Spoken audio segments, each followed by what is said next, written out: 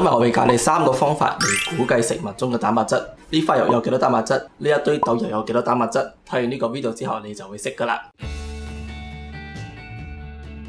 Hello， 我係 John Health Coach， 歡迎你嚟到我嘅 YouTube channel。呢個 channel 係幫你同你屋企人做更明智嘅健康選擇。如果你想知道更多嘅話，就記得訂閱同埋撳個鐘仔啦。咁我發新嘅影片嘅時候，你就會第一時間收到通知。上一集我哋有睇到蛋白質嘅重要性，點解 RDA 所建議嘅每日所需蛋白質分量係唔足夠嘅，同埋根據你嘅需求，知道你其實需要幾多 gram 嘅蛋白質。所以呢一集我會教你點樣喺日常生活中估計下我哋每一餐食嘅蛋白質有幾多，就知道我哋食得夠唔夠。第一個方法嚟衡量蛋白質就係睇食物標籤啦。例如喺呢個 Pea Protein 嘅食物標籤上，我哋可以揾到蛋白質嘅含量。留意下 per serving 或者 per serving size， 就係一份嘅份量。呢度嘅每一份就係一個 scoop。如果你不一羹嘅話，你就會得到15 gram 嘅蛋白質。咁你不兩羹就30 gram 蛋白質咯。咁有啲食物標籤佢會寫住100 gram 嘅喎。咁呢個要嚟做咩呢？呢個唔係一份嘅份量。呢個100 gram 係用嚟標準化食物嘅營養成分。咁我哋可以比較下唔同嘅食物，睇睇邊一個係高蛋白質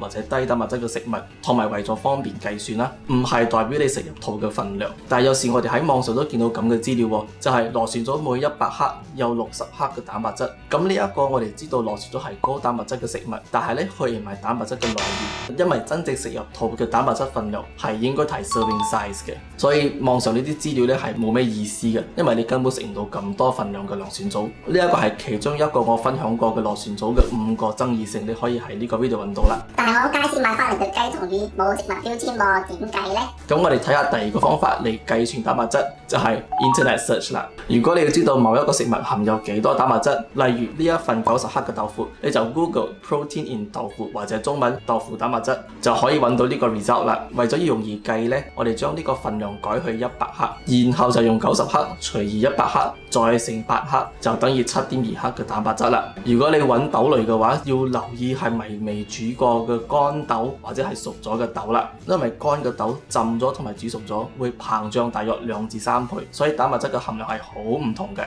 呢度咧係一般植物同埋動物蛋白質嘅來源，以100克重量嚟計算嘅話就有咁多啦。要知道嘅係全部植物蛋白，除咗毛豆、大豆同埋所有大豆嘅製品，包括豆腐、豆漿同埋 tempeh， 都係不完全蛋白嚟嘅，所以係需要混合唔同嘅植物蛋白。因為植物蛋白係比較低，相比動物蛋白嘅話，食嘅份量係需要比較多。有啲植物蛋白，例如豆類同埋扁豆，會有好多纖維。食得太多高纖維嘅食物咧，會令到肚好唔舒服。我之前有試過2個幾月嘗試食多啲植物蛋白嚟做我嘅蛋白質來源。當初唔係好識食啦，淨係會食5顏6色嘅豆類同埋扁豆。結果咧唔單止肚好脹風唔舒服，我周圍嘅空氣都特別臭嘅。所以如果你係素食者嘅話，或者你蛋白質來源大多數係來自豆類嘅話，就要留意呢一點啦。你可以混合下其他植物蛋白，咁就唔會驚食到太多嘅纖維。不過咧，飲植物蛋白粉咧就唔會有呢個問題，因為大多數嘅纖維係已經被提取咗嘅。OK， 我哋睇睇肉類。好多人以為成塊肉就係純蛋白質，其實咧無論咩肉都好啦，豬啊、雞啊、牛啊、魚啊，總之係肉嘅話，每100克係會含有大約25克嘅蛋白質。一個容易記得嘅方法就係1/4嘅重量就係蛋白質啦。亦都要留意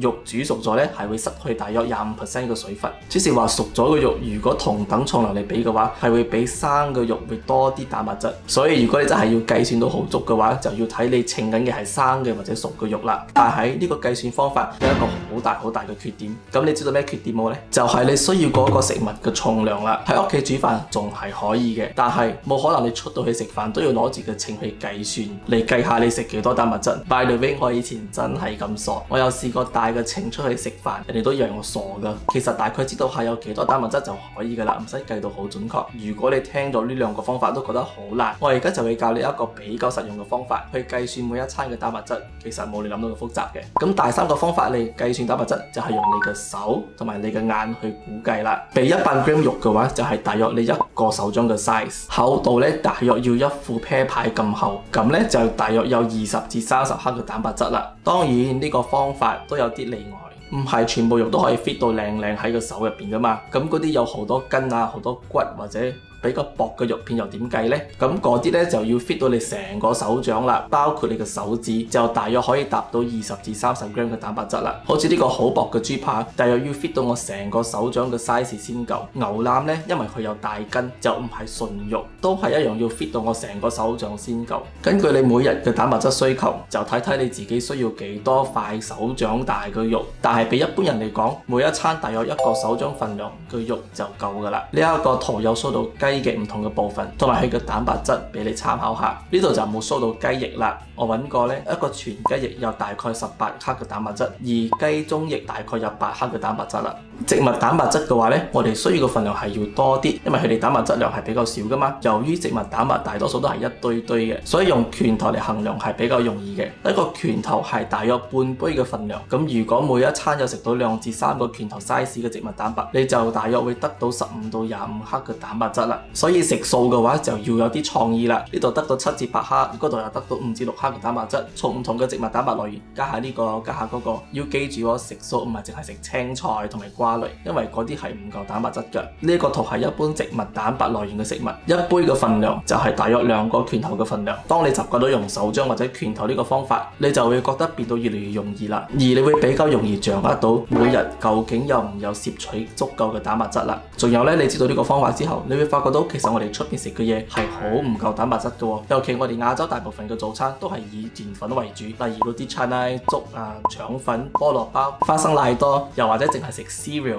所以早餐大多數嘅蛋白質係唔足夠嘅。平時嘅午餐、晚餐都係一碗麵或者一碟飯，同埋得嗰幾塊肉。好似我食呢碗牛腩麵咁啦，睇嚟好似好多肉，其實呢個淨係勉強足夠俾一位唔 active 嘅人所需嘅蛋白質份量。但係如果早餐嘅話，好似頭先講到咁樣，都已經係以澱粉為主嘅，咁你就一定食唔夠蛋白質啦。所以如果我哋唔刻意去 make sure 我哋餐餐都食足夠蛋白質嘅話，其實真係好難去達到我哋每日所需嘅蛋白質份量。你會發覺到自己食唔夠蛋白質，澱粉又食得過多喎。如果你覺得呢個 video 有幫到你，就記得俾個 like 啦。我分享咗呢3個方法，每一個都有佢嘅優點同埋缺點，你可以 mix and match 呢啲方法。一開始嘅話，你可能真係要試下稱一稱、量一量，睇下100克嘅肉有幾多，或者100克嘅肉碎其實有幾大份，一手掌嘅雞其實有幾重，或者一拳頭嘅豆有幾多呢？你都可以 check 下你估計嘅同埋真正嘅蛋白質份量會唔會有太大嘅偏差。雖然我話過係唔使計到咁準，但係起碼你估計嘅都要啲 make sense， 唔係真正10 gram 嘅蛋白質估計到有50 gram 嘅蛋白質。OK， 練習咗一段時間，下次